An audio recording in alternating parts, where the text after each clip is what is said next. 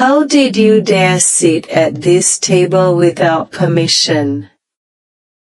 Sanaya's shout pierced the apartment walls like a whip. I watched my dinner plate fly through the air and shatter on the kitchen floor. The blue-cayenne pea soup splattered everywhere, staining my shoes and the hem of my gray dress.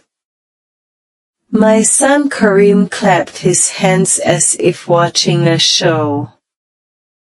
Bravo, babe. The old woman has to know her place. His words hit me harder than any hand ever could. I felt something inside me break like a glass that had withstood years of pressure finally giving way. But they didn't know one detail that was about to change everything. A secret I had been guarding in silence, waiting for the perfect moment. And that moment had just arrived. Let me take you back a bit. My name is Amara. I am 67 years old. And if you saw me on the street, you probably wouldn't notice me. I'm one of those women who blend right into the background. My graying hair is pulled back into a simple bun. I wear modest clothes and no flashy jewelry. For 43 years, I was the wife of Theonius.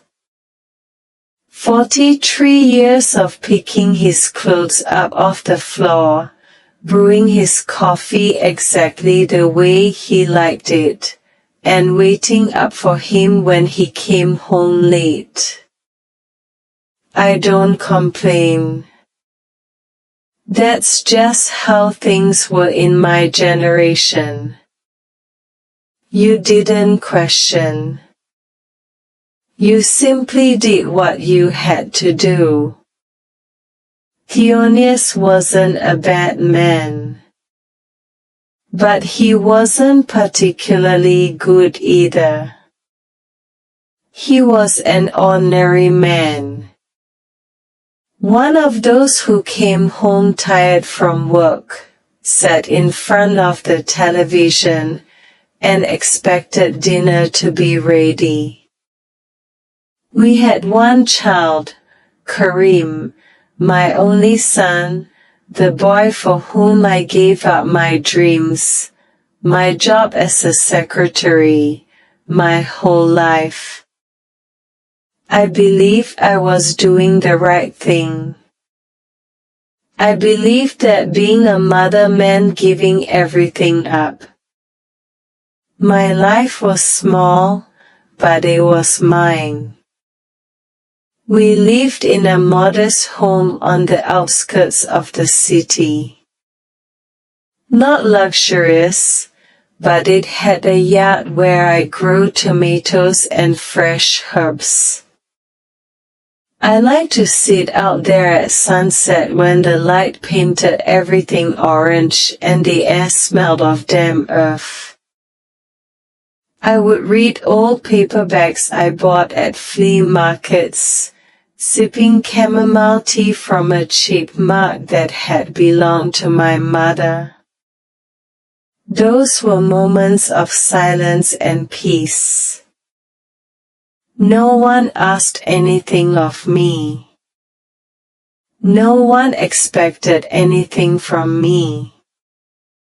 I simply existed, and that was enough. Karim got married 3 years ago. He met Zanaya at his job, and from the very first moment I knew that woman didn't want me around.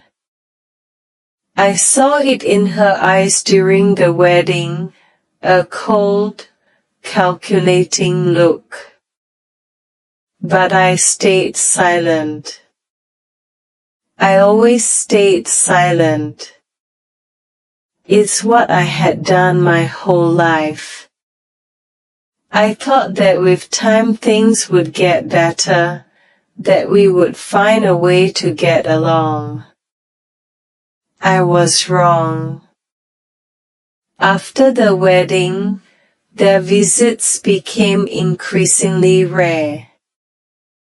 Karim always had an excuse. We're busy, Mom. Zanaya isn't feeling well. We have plans.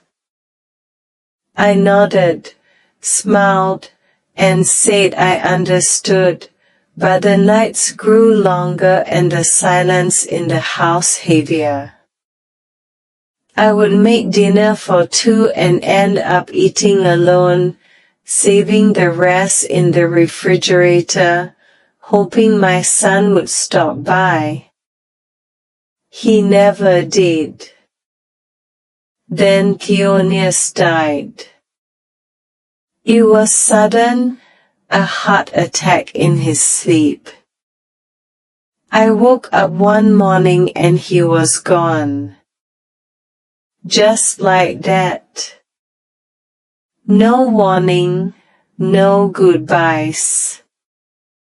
Suddenly, I found myself completely alone in that house, which instantly seemed too big, too empty. The first few days were the worst. I walked through the rooms expecting to hear his voice, the sound of his footsteps, but there was nothing, only silence, a silence that ached in my bones. Karim came to the funeral. He stayed for exactly 2 hours. Zanaya didn't even get out of the car. She claimed she had a migraine. Weeks went by after that without a word from him. I called several times, leaving messages. Nothing. It was as if my son had disappeared along with his father. One night, sitting in the kitchen with a cup of cold tea in my hands, a terrible realization hit me. I was utterly alone in the world. I had no siblings. My parents had passed away decades ago. My childhood friends had drifted apart over the years. I only had Karim, and Karim didn't want me. That truth slammed into my gut like a punch. It hurt so much that I had to grab the edge of the table to keep from falling. I cried that night. I cried harder than I had in years. I cried for Theonius, for my solitude, for the lost years. But most of all, I cried for my son, the boy I had held in my arms, the one I had nursed when he had a fever, the one I had hugged when he had nightmares. That child no longer existed. In his place was a man who saw me as a burden, as something to be discarded. That's when I made the decision that would change everything. I thought that if I had something valuable to offer, maybe my son would want me back. Maybe he would see me, hear me, and let me be a part of his life. The house I lived in was mine. Theonius had left it to me in his will. It was worth around $70,000. It wasn't a fortune, but it was enough. I called Karim and proposed a plan. I would sell my house, and with the money, we would buy a larger condo where we could all live together as a family. He and Zaniah would have their space, and I would have mine. It would be perfect. For the first time in months, my son excited. You would really do that, Mom? His voice was different, almost tender.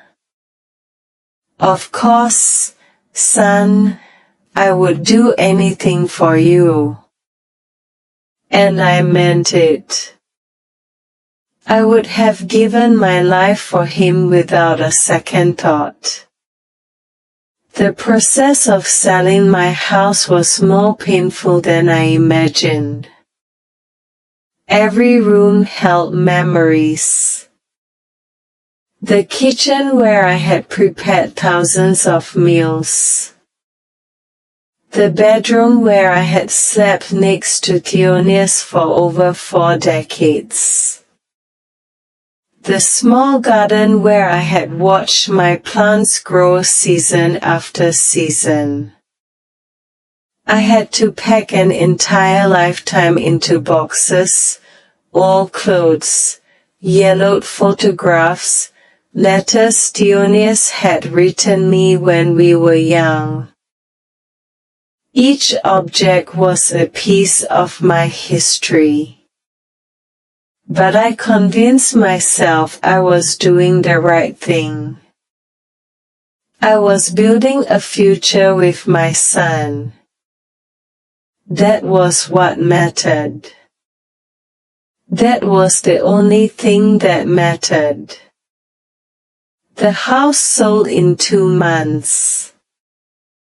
I received $84,000. I looked at that check and felt dizzy. It was all I had. Everything left from a lifetime of work and sacrifice. I called Karim excited.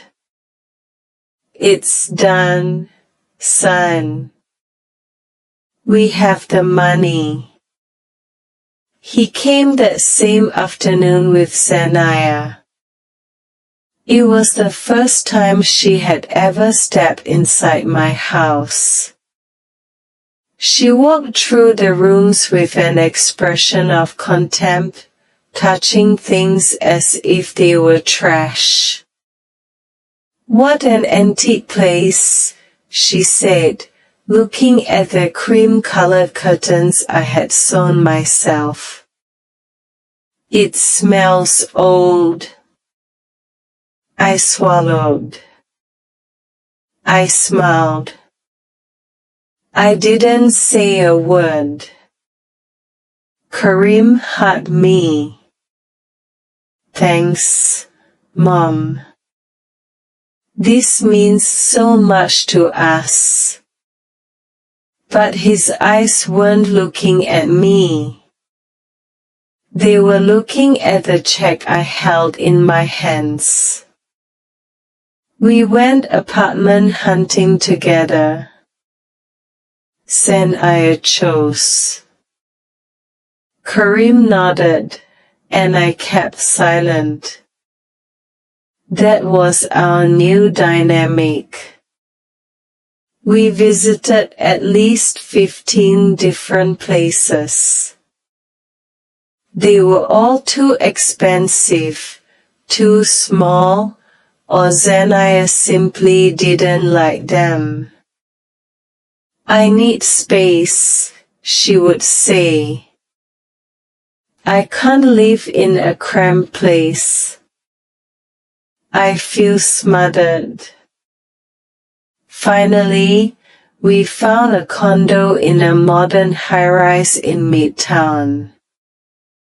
3 bedrooms, 2 bathrooms, a spacious kitchen with new appliances, and an open-concept living and dining area. The windows overlooked the city skyline. It cost $85,000. It was almost all my money. It's perfect, Zanaya said with a smile. It was the first time I had ever seen her smile. Karim looked at me. What do you think, Mom? I looked at the apartment. It was nice. I couldn't deny that. Bright, clean, new. If you two like it, I like it, too, I replied. And just like that, I sealed my fate. We went to the attorney's office to sign the papers. The lawyer was an older man named Isaiah with thick glasses and a tired voice. He read all the documents aloud. I was nervous. I had never done anything like this alone. It had always been pioneers who handled these things. Mrs. Dubois, this condo will be registered under Zanaya's name, he interrupted. My name and my husband's, of course, she corrected. I froze. The lawyer looked at me. Are you in agreement with this, ma'am?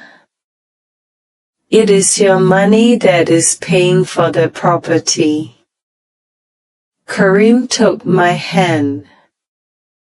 Mom, it's just a technicality.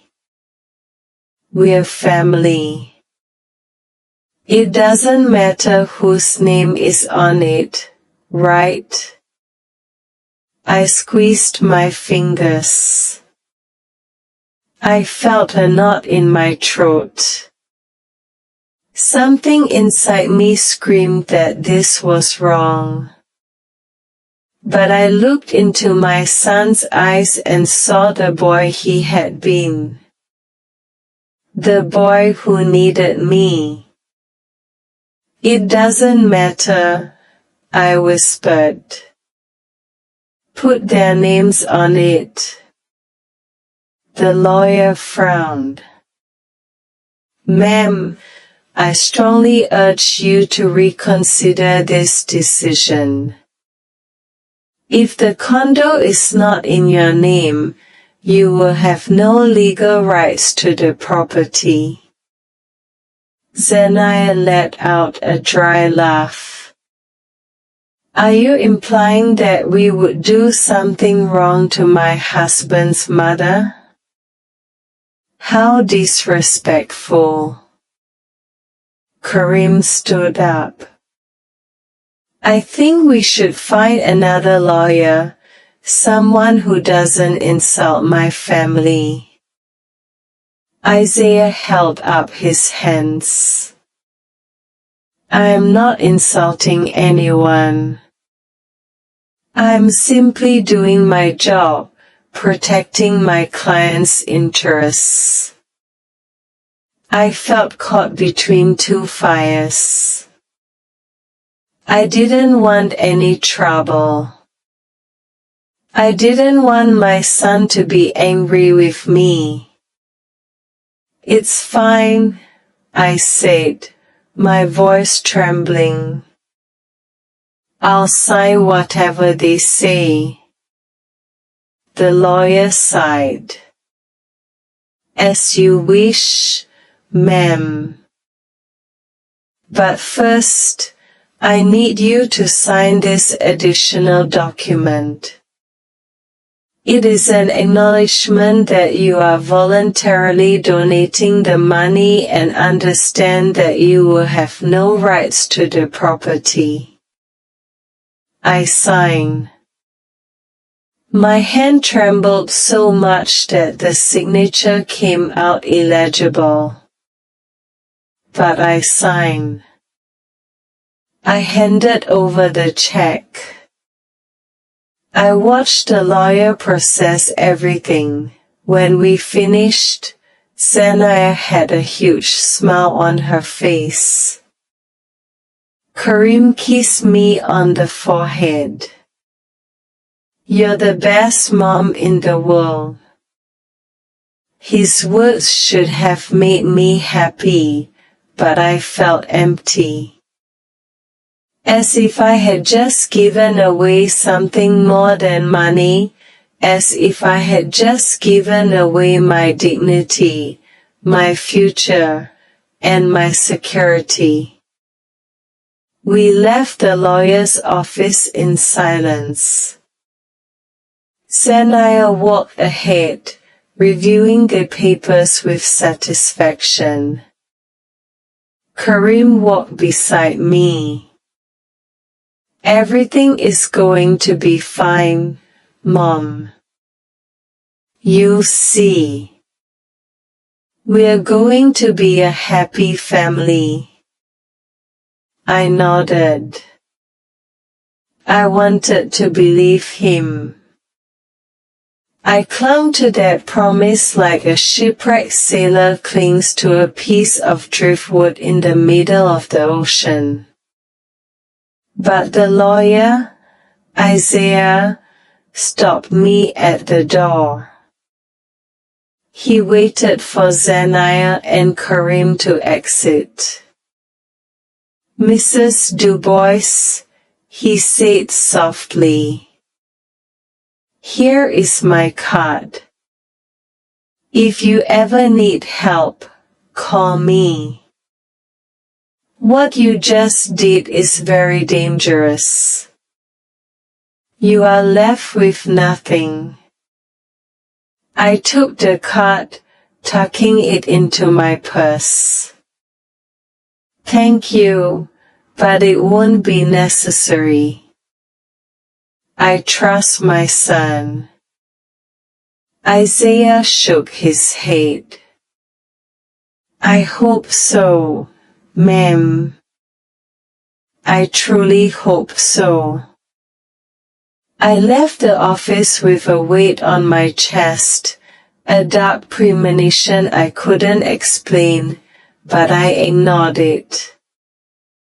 I got into the car with Karim and Zanaya. They were laughing, making plans, talking about the future. I stared out the window, watching the city pass by, wondering if I had just committed the biggest mistake of my life. The move was quick. I didn't have much to bring. A few boxes of clothes, my books, my mother's cheap mug, old photographs. Everything fit into the trunk of Karim's car. Sanaya and he on the other hand arrived with a moving truck full of new furniture, base gold leather sofas, a huge dark wood dining table, a giant television, modern lamps, and abstract paintings that I didn't understand, but which according to Zanaya were contemporary art. I watched them unload everything and felt like I was entering someone else's house, not my home.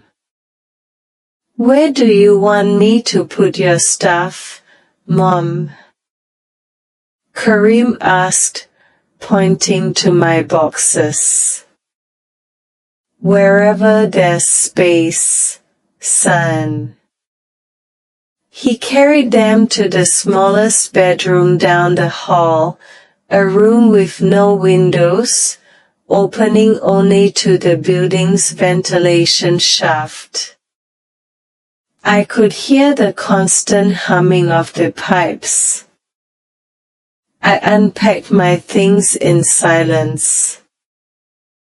I hung my clothes in the small closet.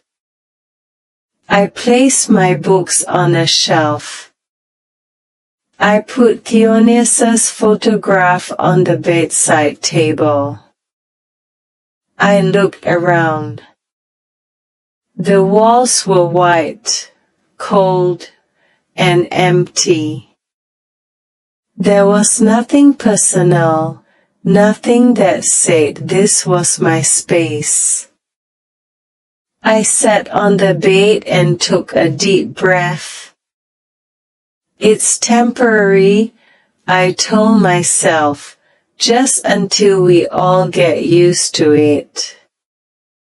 But something in my chest tightened, an anxiety I couldn't name. I left the room and walked through the condo. Sanaya was organizing the kitchen, arranging plates, glasses, and pots. Everything new, everything shiny. Do you need help? I asked. She didn't even turn to look at me.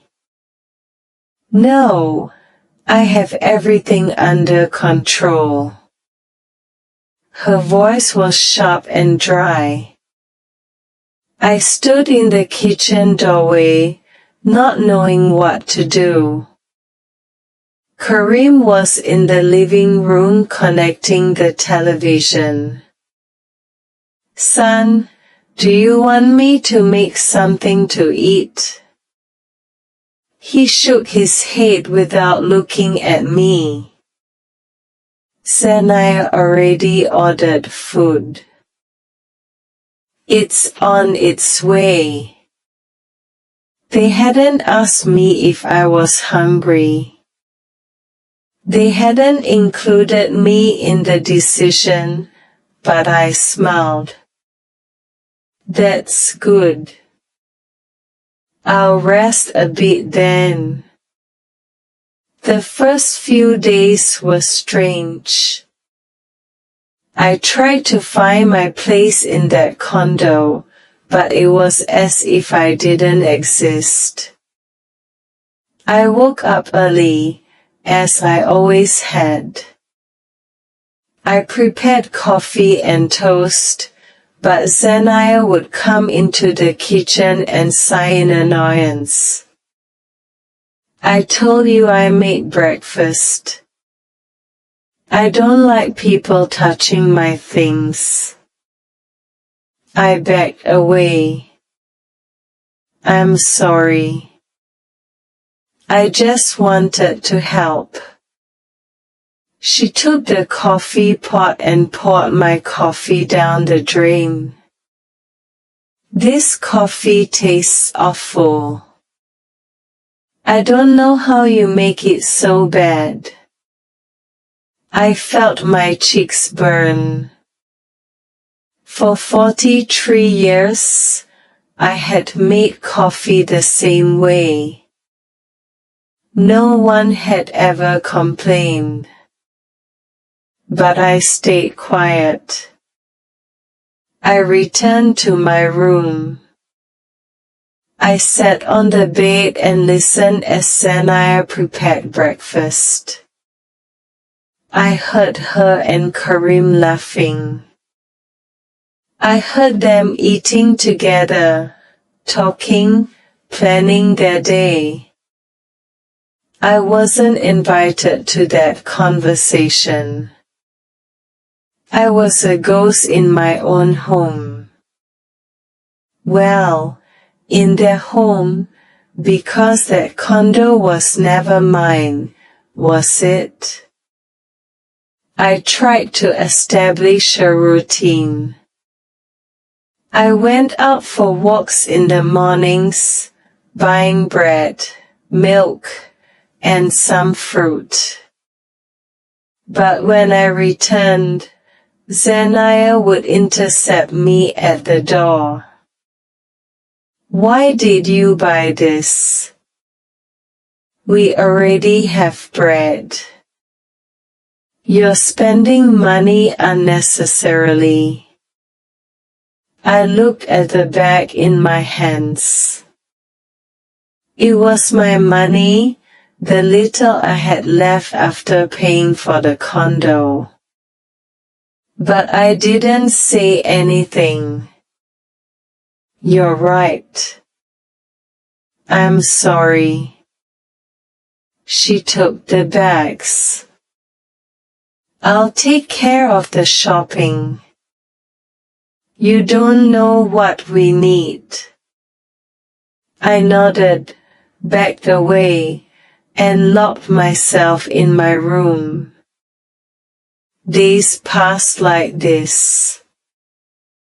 I tried to be useful, not to be in the way, to make myself small, but it was never enough. I never did anything right. If I washed the dishes, I did it wrong. If I cleaned the floor, I left streaks. If I folded the clothes, I didn't fold them the way Zaniah liked.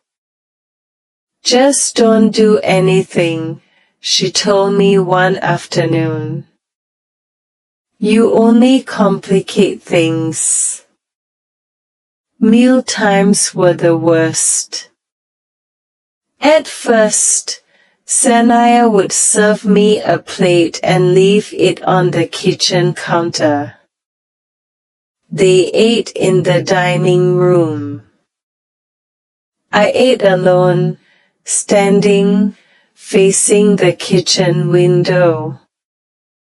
I chewed in silence, listening to their conversations in the next room. They talked about work, friends, and weekend plans. They never asked me how my day had been. They never included me. It was as if I were invisible. One evening, I tried to sit with them. I had prepared a smothered chicken dish, one that Karim had loved when he was a boy. I thought maybe that would break the ice. I put the pot in the center of the table. I sat down. Zaniah entered the dining room and stopped dead in her tracks. "What are you doing?"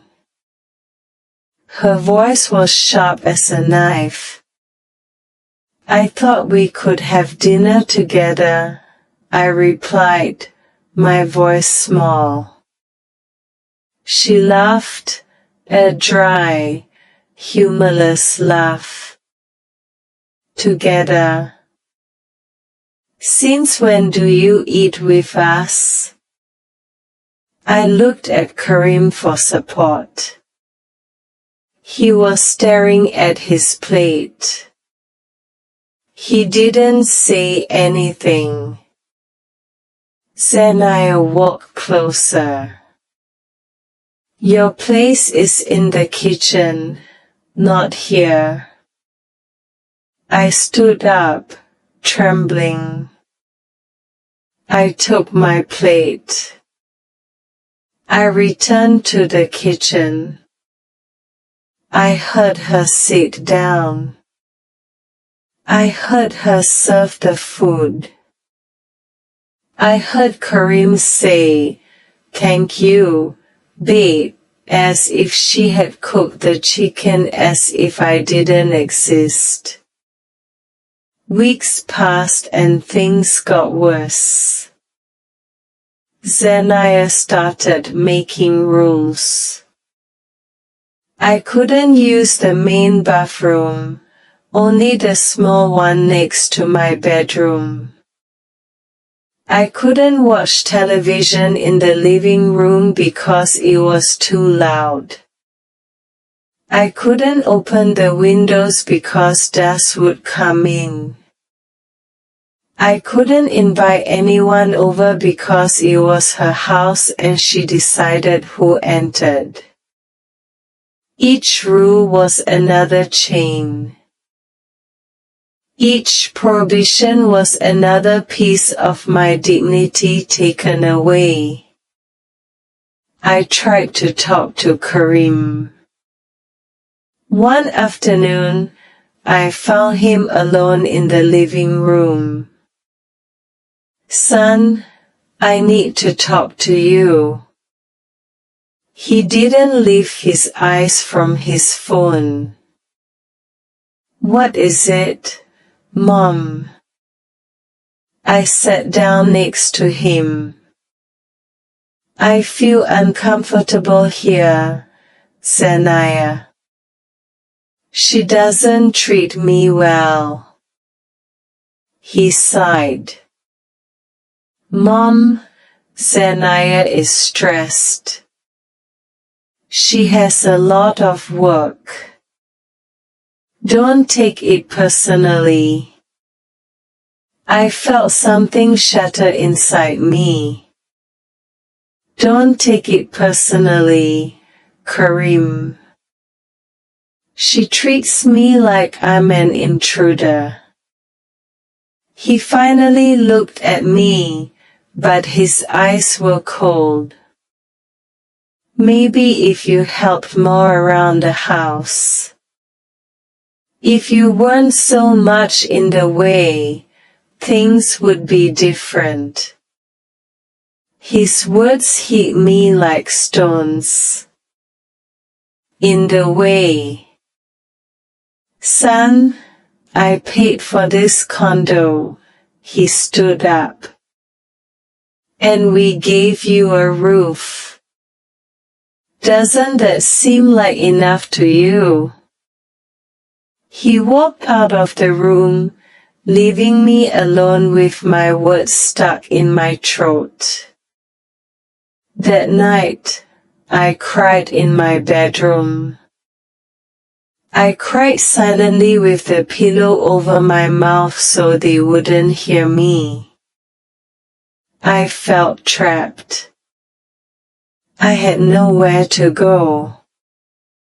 I didn't have enough money to rent another place. I had spent everything on this condo that now rejected me. I was out of options with no way out. I thought about the lawyer, Isaiah's card, tucked away in my purse. I thought about calling him, but what for? What could he do? The papers were signed. The condo wasn't mine. I had given away my future, believing I was buying love. How foolish I had been. How naive.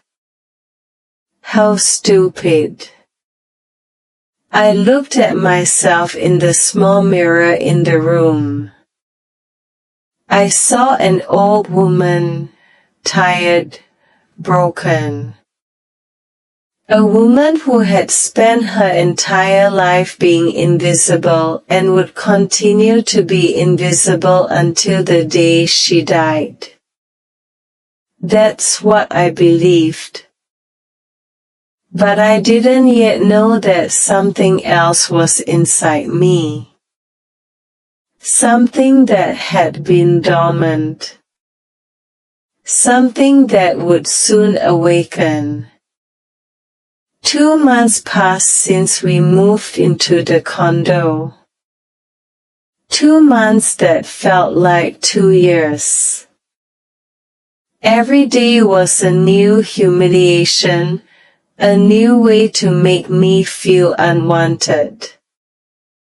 Zanaya had perfected the art of hurting me without raising her voice. Small comments, looks of contempt, silences loaded with hate. You left hair in the sink again. Why do you walk so heavily?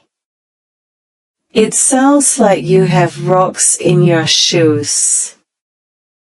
Are you going to eat all that? At your age, you should take better care of yourself. Every sentence was a drop of poison, and I absorbed them one after another until I felt like I was drowning. I stopped leaving my room more than necessary. I woke up, went to the bathroom, and came back. I waited for them to leave before going to the kitchen. I ate quickly, washed my plate, and locked myself back in. My world had shrunk to 4 white walls and an uncomfortable bed. I read the same books over and over because I didn't have money to buy new ones. I looked out the small window facing the ventilation shaft and saw only darkness. Sometimes I wondered if this was what prisoners felt like. Trapped, hopeless, counting the days without knowing why. I was turning into a shadow, a phantom inhabiting that condo without being seen, heard, or cared for by anyone. One morning, I dared to use the washing machine. I had weeks of dirty laundry piled up. I waited for Zanaya to leave for work. I went down with my basket and put the clothes in the machine. It was halfway through the cycle when I heard the apartment door open. Zanaya had returned. I heard her heels clicking on the floor. She was getting closer. My heart pounded fiercely. She appeared at the laundry room door with her arms crossed. What are you doing? Her voice was dangerously calm. I'm washing my clothes. She walked up to the washer, opened it, pulled out my soaking wet clothes, and threw them onto the floor. I had already planned to wash today. Now you have to wait. I looked at my clothes on the floor, drenched and covered in soap. But it's halfway through the cycle, she interrupted me. I don't care. This is my washer, my condo, my rules. I picked up my clothes from the floor with trembling hands. The water soaked my shoes. I went upstairs carrying my basket, leaving a trail of drops all the way. In my room, I hung the clothes as best as I could. They dried stiffly with dried soap stains, but I didn't dare go back down. Weekends were especially difficult. Zanaya would invite friends over to the condo.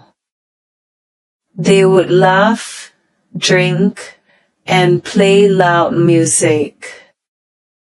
I stayed locked in my room, listening to everything. One afternoon, one of her friends mistakenly knocked on my door. "Is there a bathroom this way?" Before I could answer, I heard Sanaya's voice. "Don't go in there. That's where we keep old things we don't use." Laughter. I heard laughter. I closed my eyes and clenched my fists. Old things we don't use. That's what I was to her. An object, an inconvenience, something kept in a dark room waiting to be thrown away. Karim spoke to me less and less. When we passed in the hallway, he would avert his gaze. If I tried to start a conversation, he responded in monosyllables. "How was your day, son?" "Fine. Do you want me to make you something?" "No. Can we talk for a moment?" "I'm busy."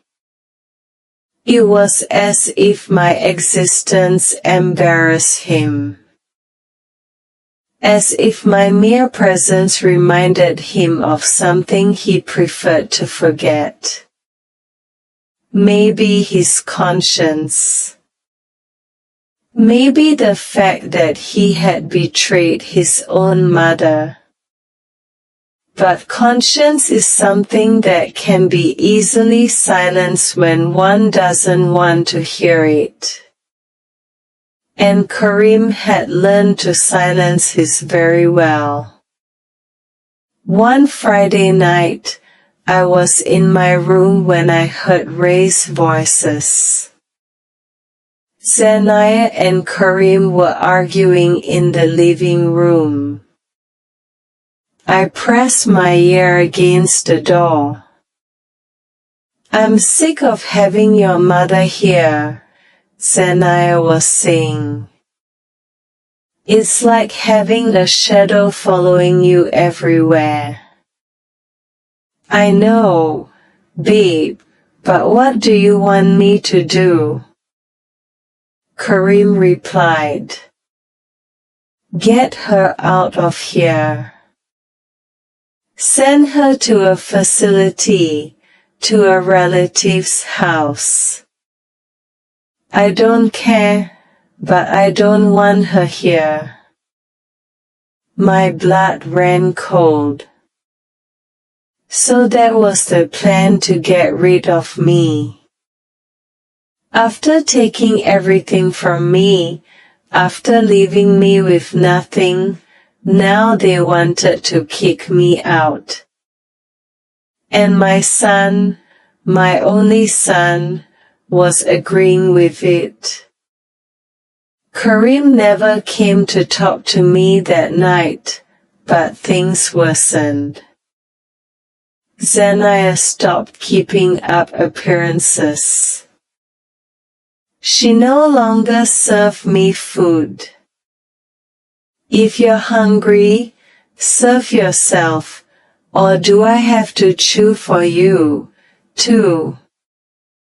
I waited for them to finish eating before going to the kitchen. Sometimes there was nothing left. Sometimes I only found scraps. I ate stale bread, overripe fruit, whatever I could find. My clothes started to hang loose. I was losing weight. I looked in the mirror and didn't recognize myself.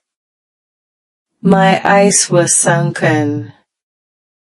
My gray skin made me look like a walking corpse. And maybe that's what I was, a living dead woman dragging herself through a condo that rejected her. One afternoon while I was in my room, I heard someone open my door. Senai entered without knocking. She looked around with contempt. This room is a mess. It smells damp. It wasn't a mess. It was clean and tidy, but I didn't say anything. She walked over to the shelf where I kept my books. She picked one up and flipped through it. You still read these things? How boring. She threw it to the floor. She picked up another and did the same. One by one, she threw all my books to the ground. I stood motionless. When she finished, she looked at Theonius's photograph. She picked it up. Your husband, she said with a twisted smile. You know, I wonder if he knew what a hassle you were. Maybe that's why he died, to escape you. I felt something roar inside me, a fury I didn't know existed. But I bit my tongue, swallowed my rage, and let her continue. She put the photograph back, badly placed, almost falling off the shelf. I need this room, she said suddenly. I want to make a study, so you have to find somewhere else to sleep. Somewhere else? My voice came out broken. This condo has 3 bedrooms. You two have one. This one was mine. Where do you want me to sleep? She shrugged. Not my problem. Maybe in the living room or the kitchen or on the street. I don't care. She walked out of the room, leaving me trembling with helplessness. I didn't sleep that night. I sat on the bed, staring at the wall, thinking, remembering. 43 years of marriage, a son I had raised with all my love, a house I had sold, believing I was doing good. And now this, humiliation after humiliation, pain after pain. How long? How long was I going to keep taking it? I looked at the lawyer Isaiah's card on my bedside table. I had taken it out several times in the past few weeks, but I had never dared to call. This time, I took it in my hands. I stared at it. Maybe it was time to do something. Maybe it was time to stop being a victim. But I still didn't know what. I still didn't know how. I only knew that something had to change because I couldn't keep living like this. This wasn't life. This was barely surviving. And I was tired of just surviving. The next day, I woke up with a decision. I was going to call the lawyer, Isaiah. I needed to talk to someone to understand if there was anything at all, I could do. My hands were shaking as I dialed the number on his card. It rang 3 times before he answered. Isaiah Sanchez, attorney at law. His voice sounded warm and professional. Mr. Sanchez, it's Amora. I don't know if you remember me. I came to your office a few months ago for Mrs. Dubois, he interrupted gently. Of course, I remember you. How are you? I broke down. I started crying. I couldn't hold it back. All those months of holding on, of keeping quiet, of swallowing the pain came rushing out. I'm not well, Mr. Sanchez. I'm not well at all. He waited patiently for me to calm down. What is going on? I told him everything. Every humiliation, every harsh word, every day of feeling invisible. I spoke for almost 30 minutes without stopping. He listened in silence, only interrupting to ask a specific question. When I finished, there was a long silence. Mrs. Dubois, he finally said, I'm so sorry for what you are going through, but there is something I must tell you. My heart beat faster. What is it? When you came to my office, I had an obligation to process the documents as you signed them. The condo is legally in your son and daughter-in-law's name. However, he paused. However, what? My voice was barely a whisper. I did something I probably shouldn't have done, but my conscience wouldn't let me rest after watching you sign those papers. I prepared a second set of documents, ones where the condo was registered in your name. I signed them as a witness and kept them. They don't have legal validity without your signature, of course, but I have them in case you ever needed them.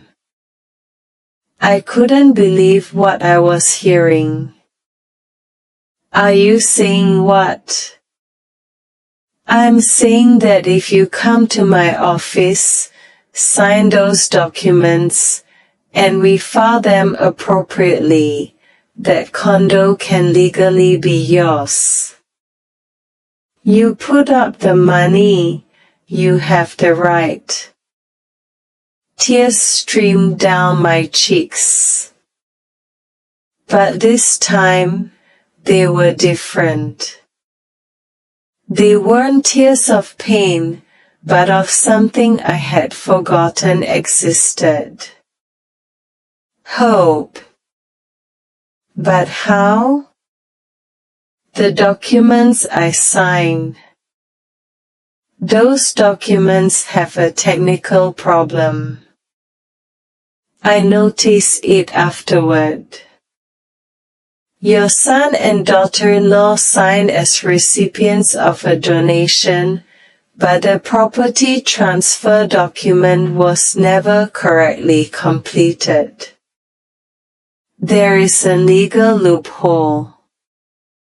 If we act fast, we can correct it. My mind spun. Why are you doing this for me? He sighed. Because I have a mother your age, and because I've seen too many cases like yours, good people taken advantage of by their own family. I can't save them all, but maybe I can help you. That very afternoon, I went to his office. I took the bus, something I hadn't done in years. I didn't tell anyone where I was going. Zania was at her job. Karim was, too. The house was empty, and I took advantage of it. Isaiah greeted me with a kind smile. He offered me tea. I sat in front of his desk, and he pulled out a thick folder. These are the documents, he said, placing them in front of me. If you sign them, the condo will be registered in your name. It will legally be your property. I looked at the papers. My name Amara Dubois, owner. The words looked strange, almost unreal. How long does it take to make this official? I asked. About 1 week. I have contacts in the registry that can speed up the process. I took the pen, holding it over the paper. I thought of Karim, the boy he had been, all the nights I had stayed up caring for him when he had a fever, the years I had dedicated to raising him, loving him, giving him everything I had. What if I regret it? I asked suddenly. Isaiah looked at me with compassionate eyes. Then you don't sign and everything stays as it is. But Mrs. Dubois, let me ask you something. Does your son treat you with respect? I shook my head. Does your daughter-in-law value you? I shook my head again. Are you happy in that condo? The tears started again. No, I feel like I'm slowly dying. He nodded. Then you already have your answer. I signed every page, every initial, every line that required my name. When I finished, Isaiah carefully took the documents. Now, let me do my job. I will call you in 1 week. In the meantime, do not say a word to anyone. Understood. I nodded. How much do I owe you for this? He shook his head. Nothing. This isn't about money. This is about justice. I returned to the condo, feeling different. Light, as if a huge weight had been lifted from my shoulders. I slipped in stealthily. The house was silent. I went into my room and sat on the bed. For the first time in months, I smiled. A small, almost imperceptible smile, but real. I had a secret. A powerful secret. And for now, that secret was mine alone. The following days were strange. I continued my usual routine. I stayed locked in my room, ate the scraps, and endured Sanaya's hurtful comments. But something had changed inside me. Every time she insulted me, I thought, wait, just wait.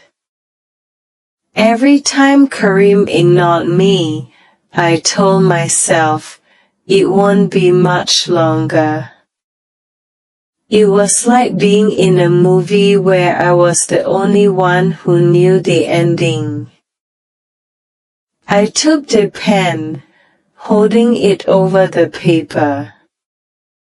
I thought of Karim, the boy he had been, all the nights I had stayed up caring for him when he had a fever, the years I had dedicated to raising him, loving him, giving him everything I had. What if I regret it? I asked suddenly. Isaiah looked at me with compassionate eyes. Then you don't sign and everything stays as it is. But Mrs. Du Bois, let me ask you something. Does your son treat you with respect? I shook my head. Does your daughter-in-law value you? I shook my head again. Are you happy in that condo? The tears started again. No, I feel like I'm slowly dying. He nodded. Then you already have your answer. I signed every page, every initial, every line that required my name. When I finished, Isaiah carefully took the documents. Now, let me do my job. I will call you in 1 week. In the meantime, do not say a word to anyone. Understood. I nodded. How much do I owe you for this? He shook his head. Nothing. This isn't about money. This is about justice. I returned to the condo, feeling different. Light, as if a huge weight had been lifted from my shoulders. I slipped in stealthily. The house was silent. I went into my room and sat on the bed. For the first time in months, I smiled. A small, almost imperceptible smile, but real. I had a secret. A powerful secret. And for now, That secret was mine alone. The following days were strange. I continued my usual routine. I stayed locked in my room, ate the scraps, and endured Sanaya's hurtful comments. But something had changed inside me. Every time she insulted me, I thought, wait, just wait. Every time Karim ignored me, I told myself, it won't be much longer. It was like being in a movie where I was the only one who knew the ending. And the ending was going to be glorious. Sanaya noticed something different about me, although she couldn't identify what. "Why are you smiling?" she asked one morning when she found me in the kitchen. "Smiling?" I replied, playing dumb. "Yes, you look weird. Are you okay in the hate?" I shrugged. "I'm just in a good mood." She narrowed her eyes suspiciously. "Well, I don't know why. You have nothing to be happy about." She left the kitchen, leaving me alone. I kept smiling because she didn't know, because no one knew. And that was my power. The silence was no longer her weapon. It was my strategy. 1 week later, my phone rang. It was Isaiah. "Mrs. Dubos, I have good news. The documents are filed. The condo is officially yours. You can stop by the office to pick up the deeds whenever you like." I closed my eyes. I had done it. After so much suffering, after enduring so much, I finally had something that was mine, something no one could take away. But I didn't go to pick up the documents immediately. I waited. I observed.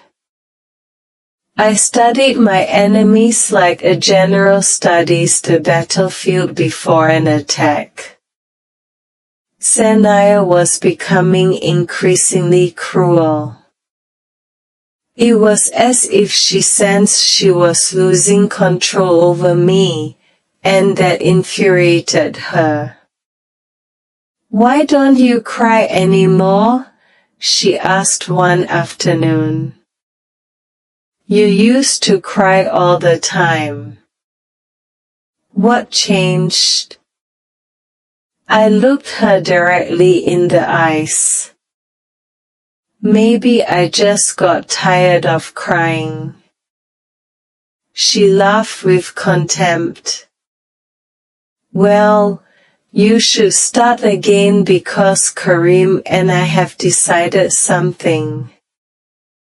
You're leaving here in 2 weeks. We've already found a facility that can take you. It costs $300 a month.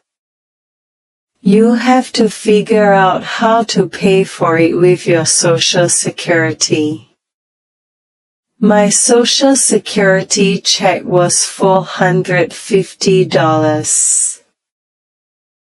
If I paid for the facility, I would be left with $150 for food, medicine, and everything else. It would be a return to absolute poverty, but I didn't flinch. I understand, I simply said. She seemed disappointed by my lack of reaction. That's all you're going to say? What do you want me to say? I don't know. I thought you would beg, cry, make a scene. I shook my head. No. If that's what you've decided, I accept it. Sanaya looked at me with a mixture of confusion and frustration. She wanted to see me broken. She wanted to see me destroyed, but I remained calm, serene. That night, alone in my room, I pulled out Isaiah's card. It was time. Tomorrow would be the day. Tomorrow, this nightmare would end. But it wouldn't end with pleas or tears. It would end with the truth, with legal documents, with the justice I had been waiting for months. I lay in bed and slept soundly for the first time in a long time. I dreamed of my garden, the smell of damp earth and the sunset painting everything orange. I dreamed of freedom. And when I woke up, I knew that dream was about to come true. My whole life, I had been invisible. My whole life, I had been the one who kept quiet, the one who endured, the one who accepted. But even the quietest woman has a limit, and I had just reached mine. Sanaya and Karim had played with me as if I were a doll with no will of my own. They had taken my money, my dignity, and my peace. But they made a mistake, a fatal mistake. They underestimated the old woman. They thought I was weak. They thought I was foolish. They thought they could crush me without consequences. They were about to discover how wrong they were. And I was ready, more than ready. I was eager because after months of being the victim, it was finally my turn. My turn to speak, my turn to act, my turn to show them who really held the power. And I wasn't going to waste this opportunity. Not after everything I had suffered. Tomorrow would be the day of reckoning, and I would be the judge. The day came faster than I expected. Sanaya had organized a dinner party at the condo. She had invited some friends from work. She wanted to show off her perfect home, her perfect life. Of course, was not invited to sit with them. I was supposed to stay in my room, invisible as always. But tonight was going to be different. Tonight, everything would change. I prepared my clothes carefully. I put on a dark green dress from my better days. I brushed my hair and pinned it up with dignity.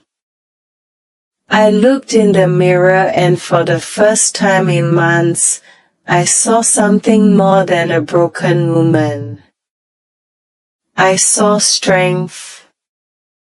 I saw determination. I saw someone who was ready to fight. I left my room when I heard voices in the dining room. Sanaya was laughing loudly. Her friends joined in. Karim was serving wine. The smell of expensive food filled the condo. Food they had surely ordered from some fancy restaurant. Food I never tasted. I stood in the dining room doorway. No one saw me at first. They continued talking, laughing, and enjoying themselves. Then I took a step forward and another until I stood right in front of the table. Sanaya was the first to notice me. Her laughter froze. "What are you doing here?" Her voice was low and menacing. "I live here," I replied calmly. "Go to your room. We have company." I shook my head. "No, not this time.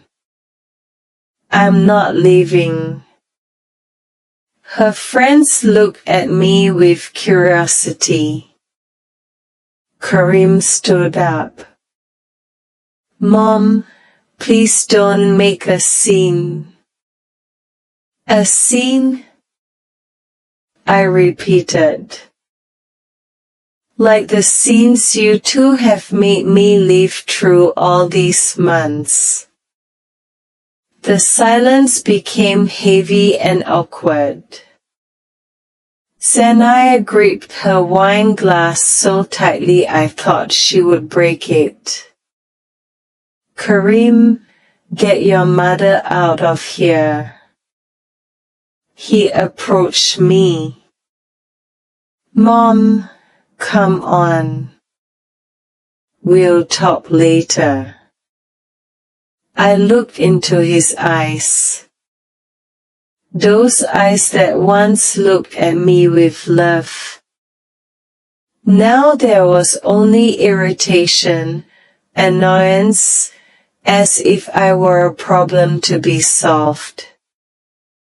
"No," I said firmly. "I'm not leaving. In fact, I'm going to sit down." And I did. I pulled out a chair and sat at the table. Sanaya stood up so fast her chair almost fell over. "How did you dare sit at this table without permission?" Her scream echoed throughout the condo. Her friends looked at the scene with wide eyes. One of them mumbled something about leaving, but Sanaya wasn't paying attention to them. She was completely focused on me. She grabbed my plate, the empty one in front of me, and hurled it to the floor. The sound of the plate shattering was deafening, pieces scattered everywhere. I didn't move. I stayed seated, staring at her. "Bravo, babe," Karim yelled, clapping his hands. The old woman has to know her place. His words pierced me like knives, but they didn't disarm me. Quite the opposite. They gave me the final push I needed. I stood up slowly. Shania was looking at me with a triumphant smile. She thought she had won. She thought she had broken me again.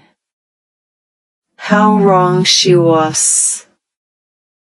I took a deep breath. And then in a voice I didn't recognize as my own, a voice that was firm and powerful, coming from the deepest part of my being, I shouted, "Now get out of my condo." The silence that followed was absolute. No one moved. No one breathed.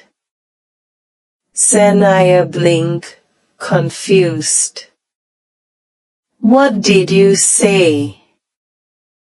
I repeated slower, savoring every word. "Get out of my condo."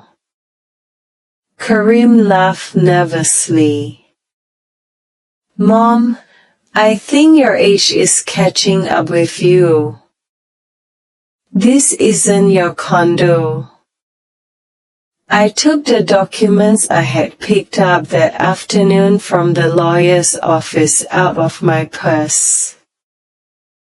I calmly unfolded them and placed them on the table. "Are you sure about that?" Shania picked up the papers and read them. Her face went from furious red to pale white in a matter of seconds. This can't be real." "Oh, it's very real," I said. "This condo is registered in my name. It always was, well, officially for the last week. But the money that paid for it was mine, and now I have the documents to prove it." Karim snatched the papers from Shania's hands. He read them once, twice, 3 times. "But you signed." "We signed." "This makes no sense." "It makes all the sense in the world," I replied. "It turns out the documents you signed had irregularities. The lawyer was kind enough to help me correct them, and now legally this place is mine. Only mine." Shania's friends got up uncomfortably. "I think we should go," one of them said. "Yes, we better leave," added another. They quickly exited, murmuring among themselves.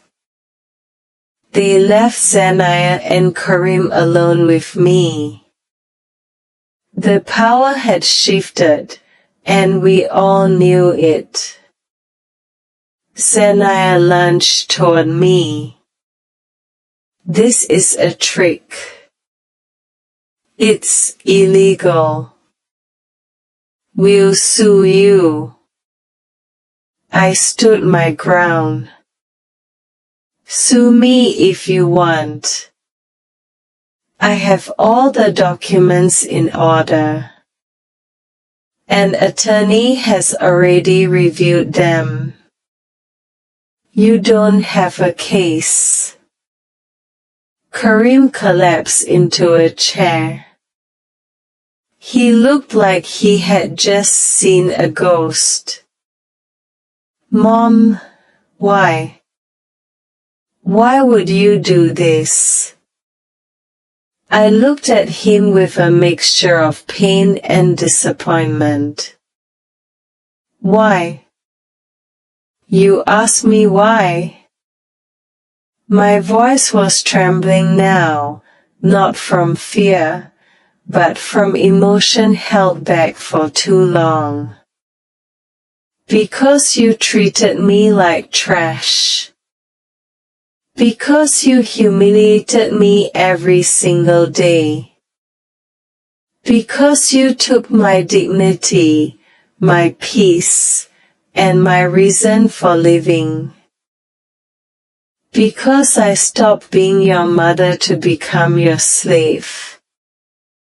And you know what the worst part is, Karim? You did it with a smile. You enjoyed watching me suffer. He opened his mouth to answer, but found no words. Zenia, on the other hand, didn't stay quiet. You can't kick us out. Where are we supposed to go? Not my problem, I replied, using the exact same words she had once said to me. Maybe a hotel or with your family or on the street. I don't care.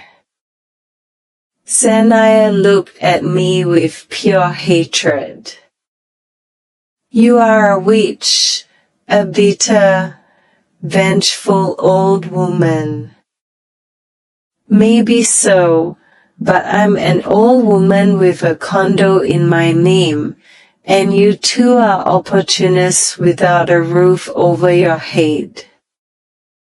So, if anyone here should be worried, it's not me. Karim stood up and walked toward me. For a moment, I thought he was going to hit me. I instinctively backed away. Karim, I warned, don't come closer. But he kept advancing. You can't do this. We're your family. Family. My voice cracked. You call me family while you made me eat scraps. You considered me family when you forced me to sleep in a room without windows. Was I your family when you clapped as your wife humiliated me? He didn't answer because he had no answer. He knew I was right. Zenia started pacing like a caged animal. There has to be something we can do, some way to reverse this. There isn't, I said firmly. I already spoke with my attorney. The documents are legal and irreversible.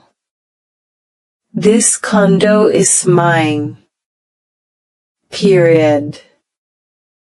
Suddenly, she stopped.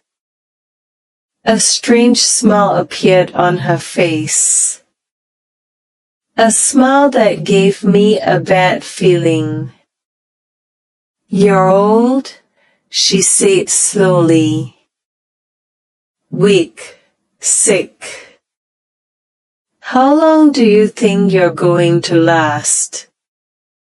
When you die, this condo will be Karim's.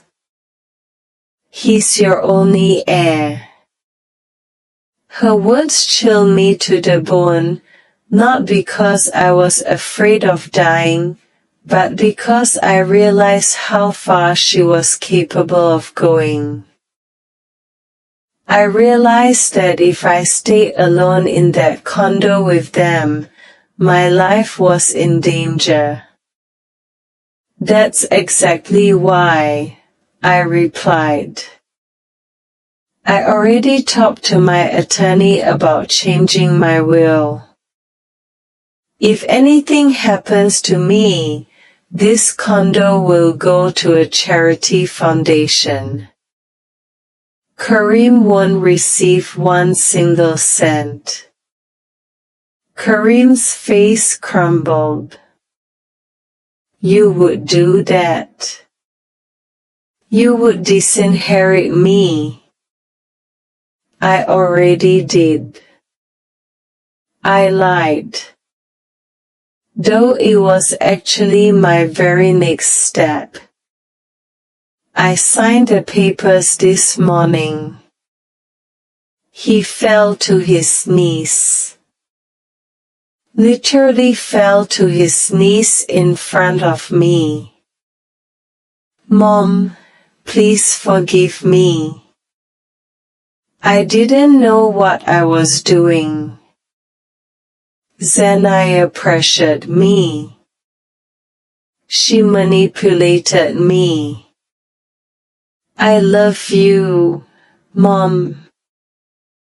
I've always loved you. I looked at my son kneeling on the floor and I felt nothing. No pity, no love, not even hatred. Only a huge void where maternal affection had once existed. It's too late, Karim. Far too late. Zanaya pulled him by the arm. Get up. Don't humiliate yourself in front of this woman. But he wouldn't move. He was crying. Real tears ran down his cheeks. Please, Mom, give me a chance. I'll be better. I promise you had months of chances. I told him, every day you watched me suffer was a chance to be better, and you didn't take it even once. I turned to walk away. Then I heard a scream. Zanaya had lunged at me. I felt her hands on my shoulders pushing me. I lost my balance. I fell hard to the floor. The pain exploded in my hip. Karim screamed. Zanaya screamed. I tried to get up, but I couldn't. The pain was too intense. What did you do? Karim shouted at Zanaya. You pushed her. She's hurt. Zanaya backed away, hands over her mouth, realizing what she had done. I didn't. She provoked me. I didn't mean to. Karim tried to help me up, but I pushed him away. Don't touch me. I managed to stand up by leaning on the wall. Every movement was agony. It's over, I said through clenched teeth. I'm calling the police now. I took out my phone with trembling hands.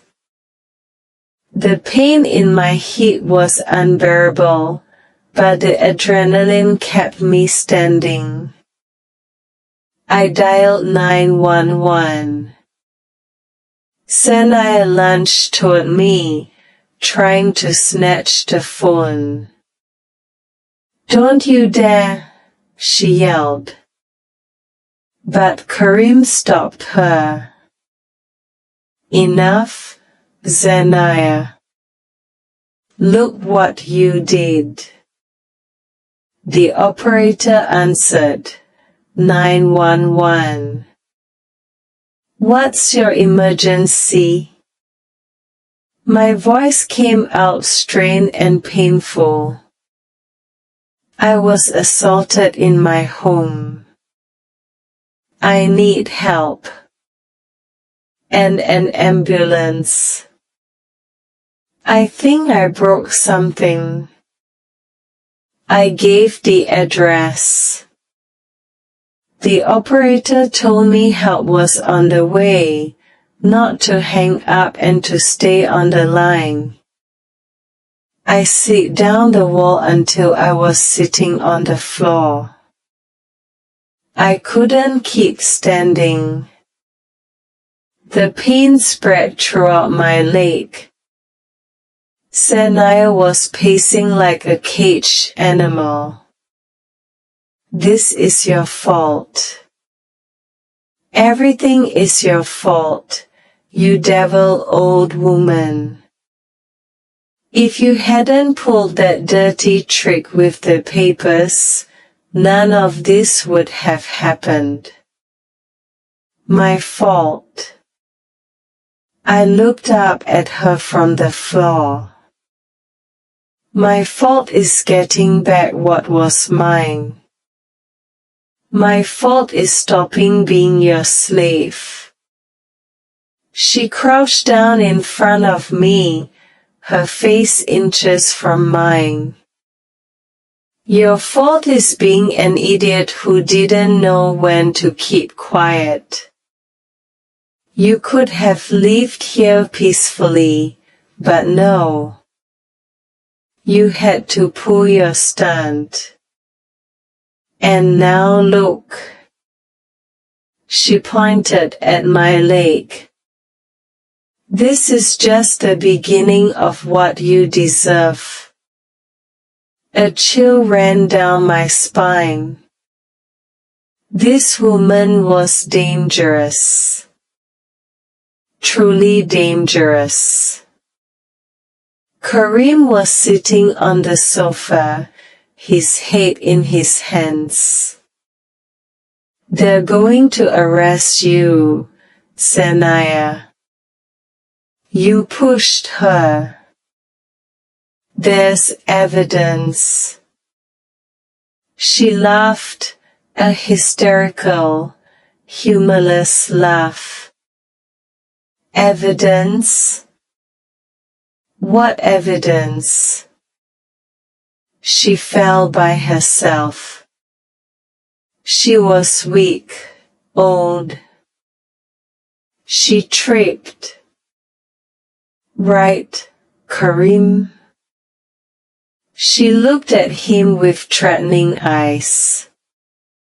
"Say she fell by herself." He lifted his head. For the first time in months, I saw something in his eyes that wasn't cowardice. It was fear, but it was also something more. Maybe conscience. Maybe regret. "I won't lie," he said, his voice trembling. "I've lied enough. I've hurt my mother enough. I can't keep doing this." Sanaya looked at him with disbelief. "What are you saying?" "I'm saying."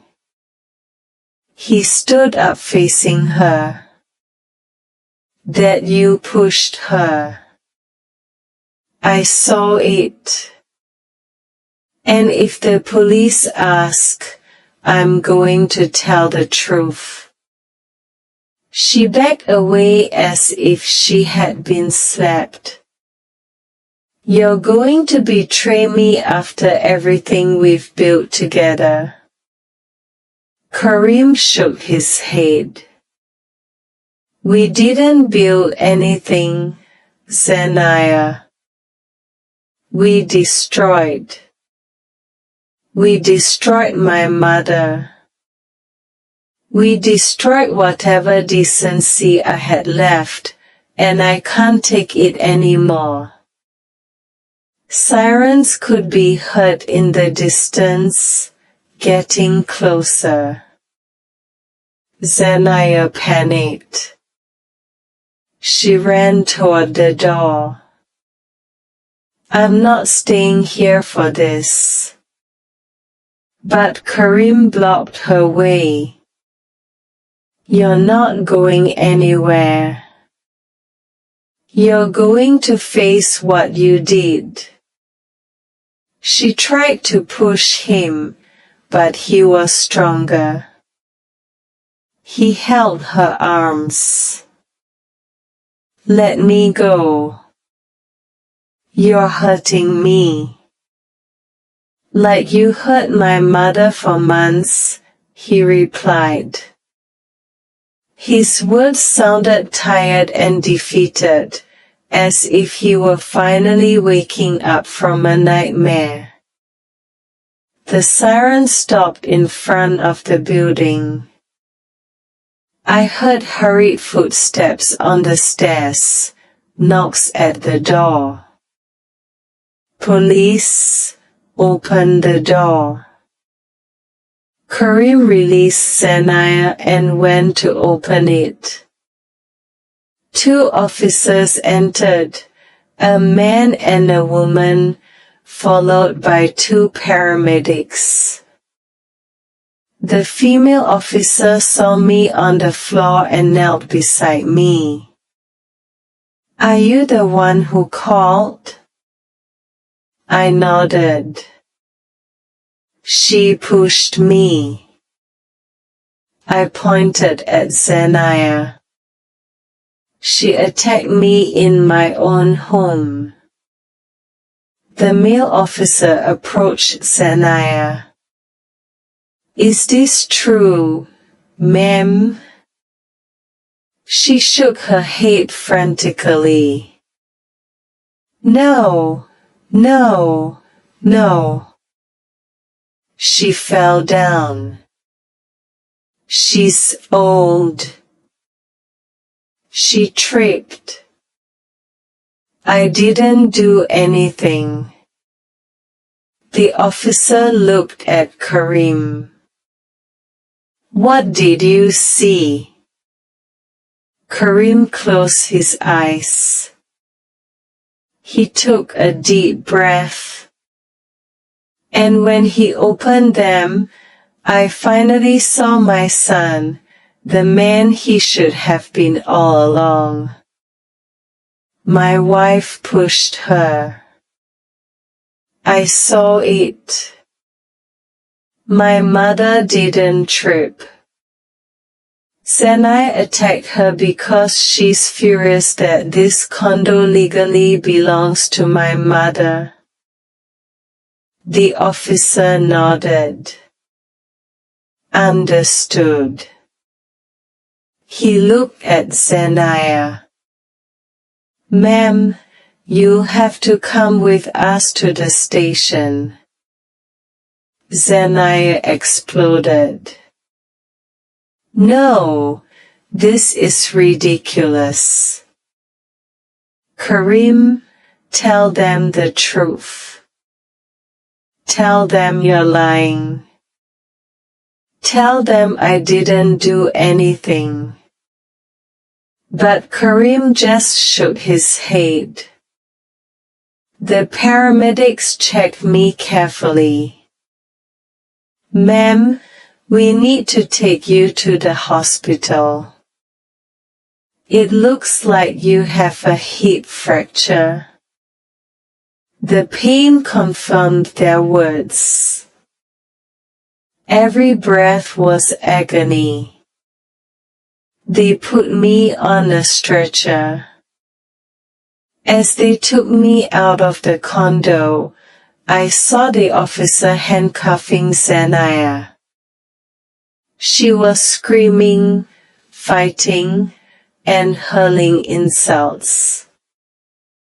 "This is your fault, you old witch. When I get out, you are going to regret this. I swear you regret it." The female officer quieted her. "You have the right to remain silent. I suggest you use it." They carried me down the stairs carefully. Neighbors came out of their condos, watching the spectacle. Some murmured, others just watched with morbid curiosity. In the ambulance, one of the paramedics, a young man with kind eyes, held my hand. "Relax, ma'am. You're safe now. It's all over." But I knew it wasn't over. This was just beginning. We arrived at the hospital and I was taken straight to X-ray. The fracture was severe. I needed immediate surgery. They prepared me quickly. An older doctor with glasses and an immaculate white coat explained the procedure. "We're going to put a pin in your hip. It's a common surgery for people your age. Recovery will take several months." I nodded. "Will I be able to walk with physical therapy?" "Yes, but you need help for a while." They gave me the anesthesia. Before losing consciousness, I thought about everything that had happened. How an invisible, quiet, broken woman had found the strength to defend herself. How silence is not always weakness. Sometimes it is just preparation.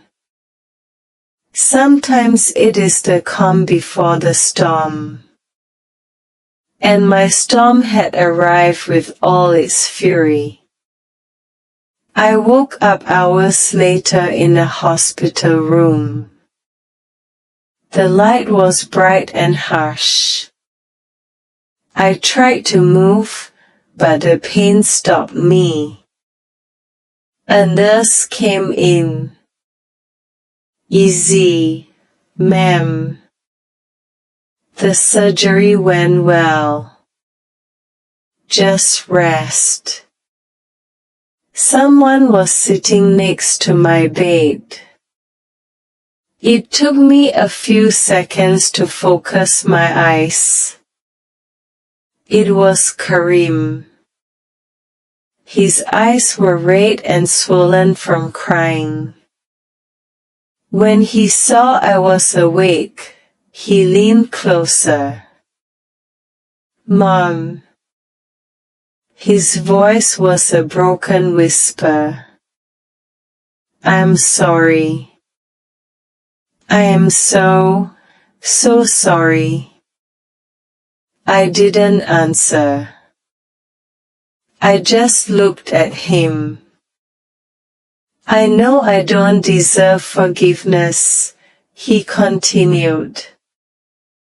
"I know what I did to you was unforgivable, but I need you to know that when I saw you on the floor, when I saw what Zanaya had done, something broke inside me." "Where is she?" I asked in a hoarse voice. Detained. They charged her with battery. She's spending the night in jail. She has a hearing tomorrow. I close my eyes. Justice. There was finally justice. I'm going to divorce her. Karim suddenly said, I should have done it a long time ago. I should have defended you from day one, but I was a coward. I let her hurt you because it was easier than confronting her. And I'm going to carry that guilt for the rest of my life. I opened my eyes. And now what? You expect me to forgive you? To forget everything and go back to being mother and son as if nothing happened? He shook his head. No, I don't expect anything. I just came because I needed you to know I'm sorry and because I wanted to make sure you were okay. He stood up. I'm leaving. I won't bother you anymore. The condo is yours. I'll find somewhere to stay. And about the will, he paused. Leave me out of it. I don't deserve anything. Absolutely nothing. He walked toward the door. Something inside me stirred. It wasn't forgiveness. Not yet. Maybe never. But it was something. A small crack in the wall of ice I had built around my heart. Karim. He stopped and turned around. It was your decision to testify against her. Your decision to tell the truth. That counts for something. His eyes filled with tears again. It's not enough. No, I admitted. It's not enough, but it's a start. He nodded. He left the room, leaving me alone with my thoughts. The silence of the hospital was different from the silence of the condo. This was a clean silence without hostility, without threats. It was the silence of a new beginning. I stayed in the hospital for 3 days. During that time, Karim came every day. He never stayed long. Just came in, asked how I was, and left. He didn't try to justify himself. He didn't apologize again. He was just there, present in a way he hadn't been in years. On the 3rd day, the hospital social worker came to see me. Mrs. Dubois, we need to talk about your situation when you leave the hospital. You will need special care during your recovery. Do you have family who can help you? I thought of Karim. I thought how easy it would be to say yes, that he could take care of me, but I didn't want that. No, I still have savings, I said. I can hire someone. She nodded. We can help you coordinate in-home nursing services and physical therapy. That night, alone in my hospital bed, I thought about everything that was to come. The recovery would be long and painful, but I would be in my condo, in my space, with no one to humiliate me, no one to make me feel invisible. For the first time in months, I felt something akin to peace. It wasn't complete happiness. The physical and emotional pain was still there. But it was peace. The peace of knowing I had fought, that I had not given up, that I had regained my dignity, even if it had cost me a broken hip and a lost son. And as I looked out the hospital window at the city lights, I knew it had been worth it. Every second of pain, every tear shed, every sleepless night, it was all worth it for this moment, for this freedom, for this silence that was finally mine. The day I left the hospital, Karim was waiting for me at the entrance. He had hired a special transport service for people with limited mobility. They helped me into the van carefully. Every movement was still painful, but it was no longer the agony of the first few days. Karim sat next to me in silence. We didn't talk the entire ride. We just looked out the windows, each lost in our own thoughts. When we arrived at the building, I saw that he had prepared everything for my arrival. He had installed grab bars in the bathroom, moved some furniture to create more space, and bought a special chair for the shower. I hired a nurse, he told me as he helped me inside. She comes 3 times a week, and a physical therapist, too. Everything is paid for the next 3 months. I looked at him surprised. With what money? He looked down. I sold my car and a few other things. It's the least I can do. I didn't know what to say. Part of me wanted to refuse his help, to keep my pride, my distance. But the practical part knew I needed it, at least for now. Thank you, I finally murmured.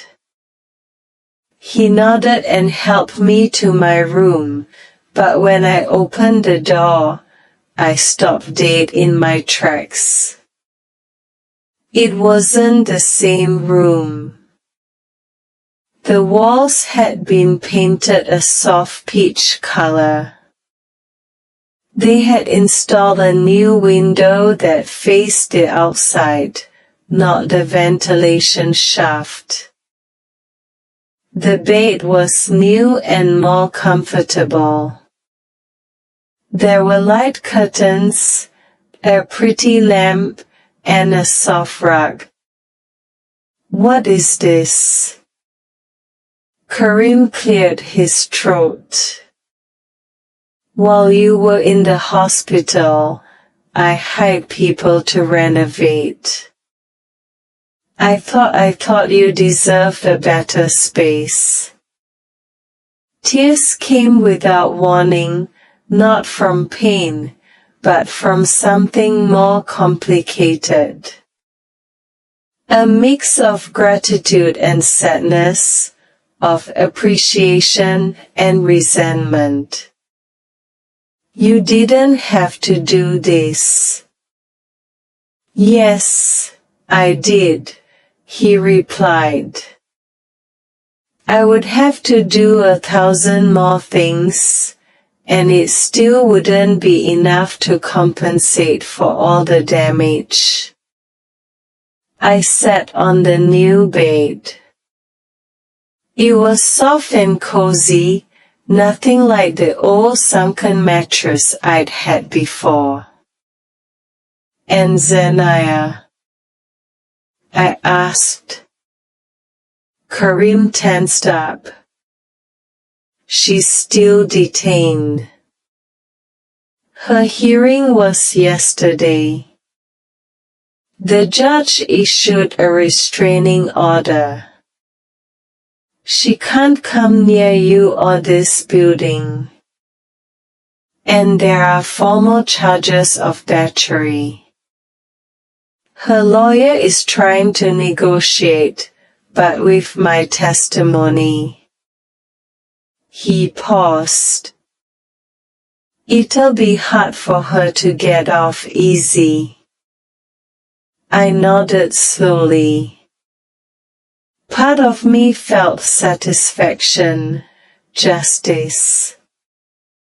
But another part, a part one hated to admit, felt something akin to pity, not for Zanaya, but for how things had reached this point, for how hatred had grown to consume everything.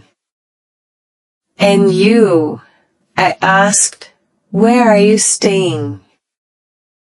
In a hotel, for now. I'm looking for a condo. Something small, affordable. I can't afford luxuries anymore. He laughed bitterly. Turns out when your wife is in jail and you just testified against her, life gets pretty complicated. We fell silent. A heavy silence loaded with years of mistakes and unspoken words. Karim, I finally said. What you did, what you all did to me, I can't just forget it. It doesn't work that way. He nodded. I know. But I continued, the fact that you told the truth, that you finally stood by me, even if it was late, that means something. I don't know what yet, but it means something. I heard his choked breath. It's not enough, I admitted. It's not enough, but it's a start.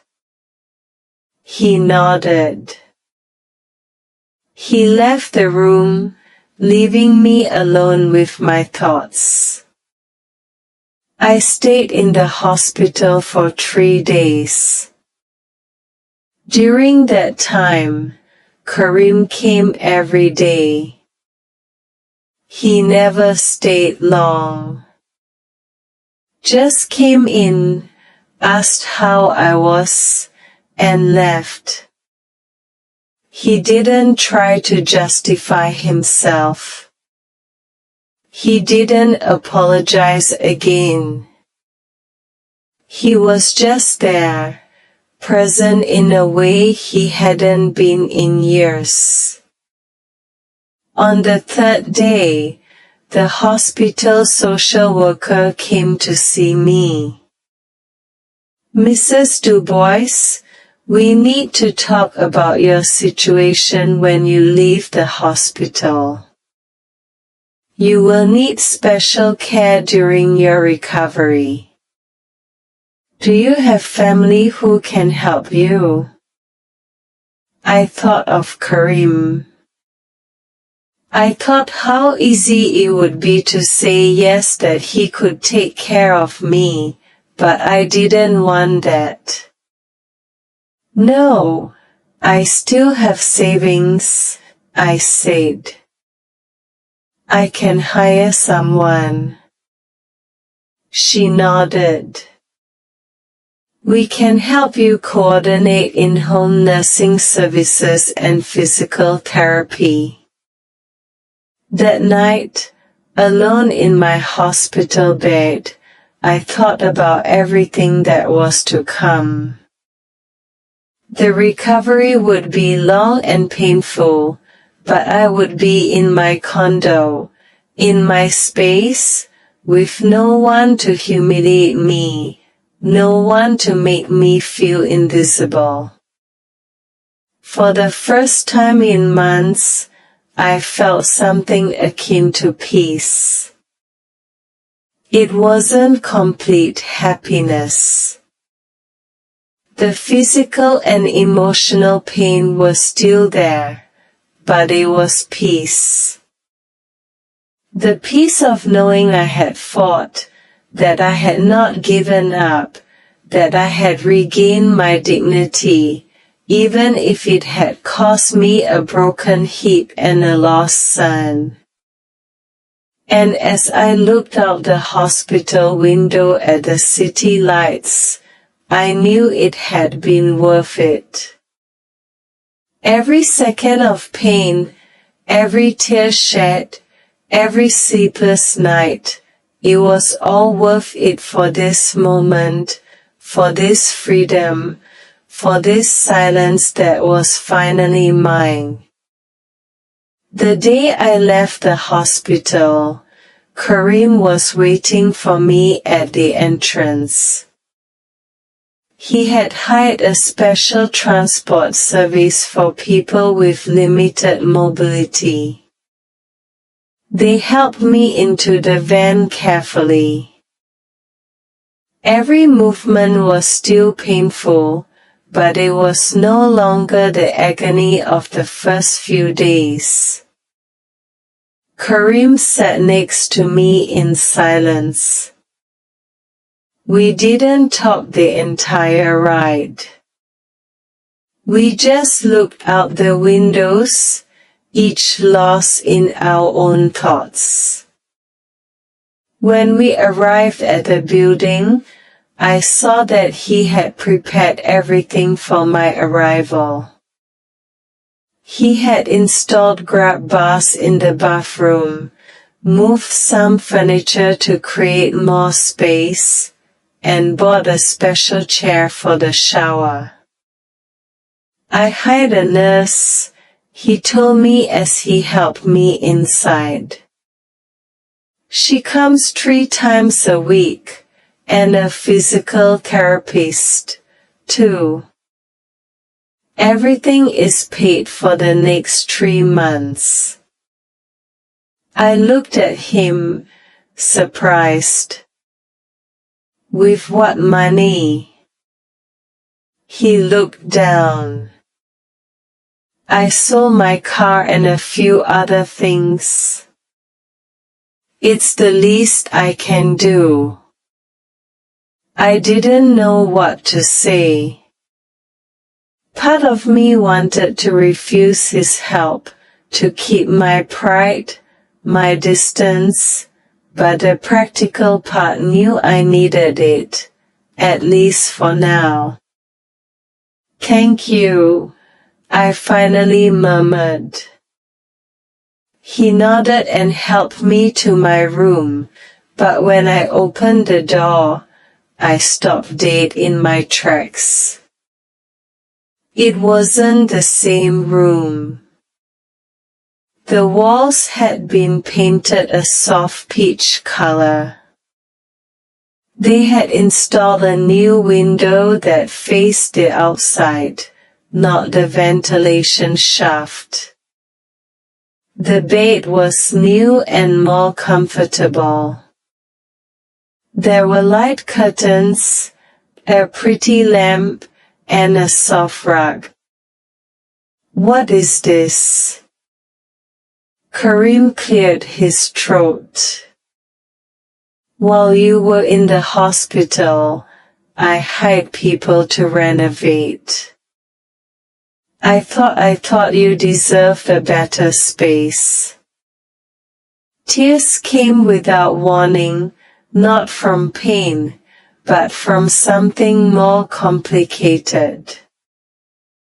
A mix of gratitude and sadness, of appreciation and resentment. "You didn't have to do this." "Yes, I did," he replied. "I would have to do 1,000 more things, and it still wouldn't be enough to compensate for all the damage."